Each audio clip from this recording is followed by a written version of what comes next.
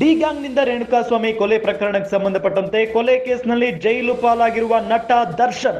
ಕೊಲೆ ಕೇಸ್ ಆರೋಪಿ ದರ್ಶನ್ಗೆ ಜೈಲಿನ ಊಟ ಒಗ್ಗುತ್ತಿಲ್ಲ. ಜೈಲಿನಲ್ಲಿ ರಾಜಾತಿಥ್ಯ ಆರೋಪ ವಿಚಾರಕ್ಕೆ ಬಳ್ಳಾರಿಗೆ ದರ್ಶನ್ ಅವರನ್ನ ಶಿಫ್ಟ್ ಮಾಡಲಾಗಿದೆ. ಬರೋಬ್ಬರಿ 15 ಕೆಜಿ ತೂಕವನ್ನ ಕಳೆದುಕೊಂಡಿದ್ದಾರೆ ನಟ ದರ್ಶನ್ ಅನ್ನೋದು ಗೊತ್ತಾಗ್ತಾ ಇದೆ. ಪರಪ್ಪನ ಅಗ್ರಹಾರದಲ್ಲಿ ಇರಬೇಕಾದ್ರೆ ತೂಕ ಇಳಿಕೆಯಾಗಿತ್ತು. ದರ್ಶನ್ ಭಾರಿ ತೂಕ ಕಳೆದುಕೊಂಡಿರುವ ಫೋಟೋ ಅಥವಾ ವಿಡಿಯೋವನ್ನು ನೀವೆಲ್ಲ ಗಮನಿಸಿದ್ದೀರಿ. ಜೂನ್ 11ರಂದು ನಟ ದರ್ಶನ್ ಅನ್ನ ಬಂಧಿಸಲಾಗಿತ್ತು. ಕೇಂದ್ರ ಕಾರಾಗೃಹದಲ್ಲಿ ಸಿಗ್ತಾ ಇರುವ ಗ್ರಾಮ್ ಲೆಕ್ಕದ ಊಟ ಕಾಡುತ್ತಿರುವ ಏಕಾಂಗಿತನದಿಂದ ತೂಕ ಇಳಿಕೆಯಾಗಿದೆ. ಮೊನ್ನೆ ಬಳ್ಳಾರಿಯಲ್ಲಿ ತೂಕ ಪರೀಕ್ಷೆ ಮಾಡಿದಾಗ ಈ ವಿಚಾರ ಬೆಳಕಿಗೆ ಬಂದಿರೋದು.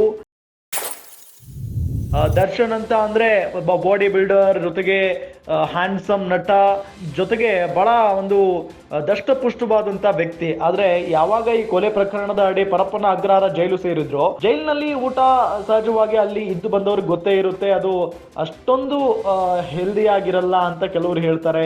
ಇನ್ನು ಕೆಲವರು ಏನೇ ಮಾಡಿದ್ರು ಕೂಡ ಮನೆ ಊಟ ಆದಂಗೆ ಆಗಲ್ಲ ಅಂತ ಕೆಲವರು ಹೇಳ್ತಾರೆ. ಹಾಗಾಗಿನೇ ದರ್ಶನ್ಗೆ ಜೈಲಿನ ಊಟ ಒಗ್ತಾ ಇಲ್ಲ.